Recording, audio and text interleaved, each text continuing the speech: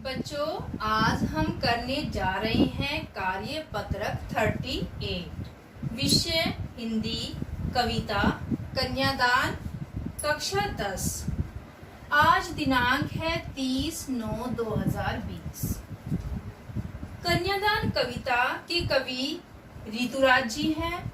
ऋतुराज जी का जन्म सन 1940 में हुआ। ऋतुराज जी ने समाज के लोगों की चिंताओं को अपने लेखन का विषय बनाया है। उनकी कविताओं में दैनिक जीवन का यथार्थ है। वे अपने आसपास रोजमर्रा में घटित होने वाले सामाजिक शोषण और विडंबनाओं पर निगाह डालते हैं। ऐसे ही उनकी एक कविता कन्यादान है।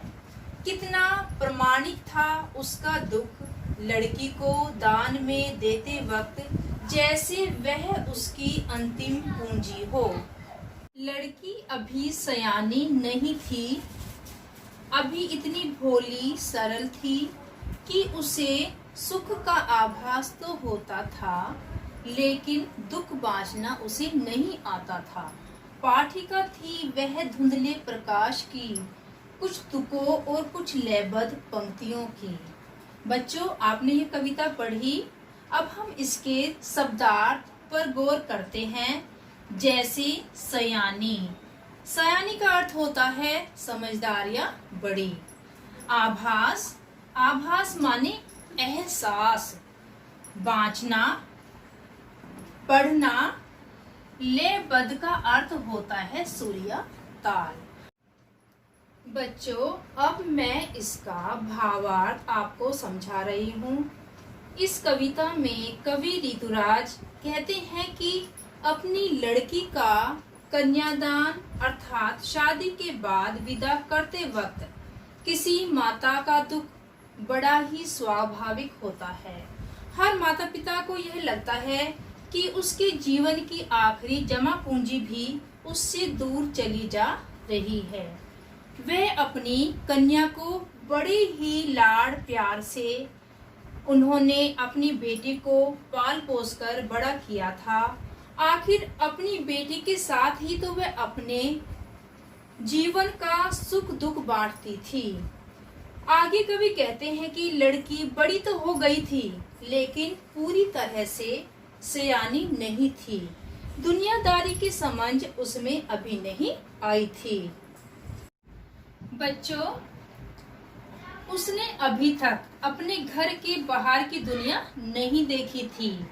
उसे जीवन की जटिलता का सामना नहीं करना पड़ा था। अर्थात उसने अपने जीवन में अभी सुख को ही देखा था, सुख का ही आभास किया था। उसे उसके जीवन में कोई दुख अभी नहीं आया था। उसका जीवन अभी बड़ी सरलता से बीत रहा था। यही कारण था कि उसे खुशियां मनाना आता था, लेकिन दुखों का सामना करना उसे नहीं आता था। परेशानियों का सामना कैसे किया जाए यह भी उसे अभी तक नहीं पता था। अपने घर के बाहर की दुनिया उसके लिए एक धुंधली तस्वीर के समान थी, जिसे कभी वह ठीक से देख ही नहीं पाई थी।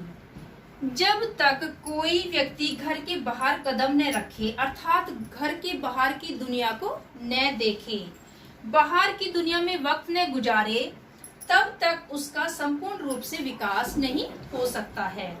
इसलिए वह भोली लड़की सुखों की कल्पना में ही जी रही थी। आप सभी बच्चों को कविता का भावार्थ बहुत अच्छे से समझ में आ गया होगा। अब बारी आती है कार्यपत्रिका से संबंधित प्रश्नों की। इस कार्यपत्रिका में 5 प्रश्न दिए गए हैं। पहला प्रश्न है, माँ को अपनी बेटी अंतिम पूंजी क्यों लग रही थी, सोचकर बताइए। उत्तर, माँ को अपनी बेटी अंतिम पूंजी इसलिए लग रही थी क्योंकि उसके चले जाने के बाद माँ बिल्कुल अकेली हो जाएगी। अब तक वह उसी के साथ अपना सुख दुख बांट लेती थी। माँ को अपनी बेटी बहुत प्यारी लगती है, वह उसे पूंजी की तरह प्रतीत होती है। प्रश्न नंबर 2, आपके विचार से लड़की को दुख बांटना क्यों नहीं आता होगा। उत्तर, लड़की को दुख बांटना इसलिए नहीं आता होगा क्योंकि वह अभी छोटी है, उसे दुनियादारी की पूरी समझ नहीं है। अभी तक उसने माँ के घर रहकर सुख भोगा है। लड़की को दुख के बारे में कुछ भी पता नहीं है। प्रश्न नंबर 3, आपकी दृष्टि में कन्या के साथ दान की बात करना कहाँ तक उचित है? तर्क दीजिए।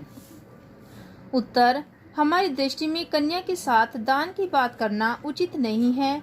उसे किसी को दान में नहीं दिया जा सकता। कन्या का अपना पृथक व्यक्तित्व होता है। प्रश्न नंबर 4, भाव स्पष्ट कीजिए। पाठिका थी वह धुंधले प्रकाश की, कुछ तुकों और कुछ लयबद्ध पंक्तियों की। उत्तर, कवि ऋतुराज कहते हैं कि लड़की बड़ी तो हो गई थी, लेकिन अपने घर के बाहर की दुनिया उसके लिए एक धुंधली तस्वीर की तरह थी, जिसे वह कभी ठीक से देख नहीं पाई थी। जब तक कोई व्यक्ति घर के बाहर की दुनिया में वक्त न गुजारे, जब तक उसका संपूर्ण रूप से विकास नहीं हो सकता। प्रश्न नंबर 5, गतिविधि। विवाह के समय कोई माँ अपनी बेटी को क्या क्या सीख देती है? कल्पना कर वे बड़ों से चर्चा कर लिखिए। उत्तर, माँ ने कन्यादान के बाद अपनी बेटी को विदा करते समय निम्नलिखित सीख दी। पहला, वह ससुराल में दूसरों द्वारा की गई प्रशंसा से अपने रूप सौंदर्य पर आत्ममुग्ध न हो जाए।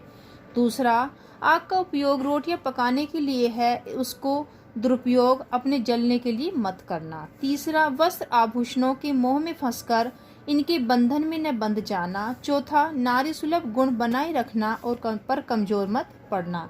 बच्चों, आपको यह वर्कशीट बहुत अच्छे से समझ में आ गई होगी।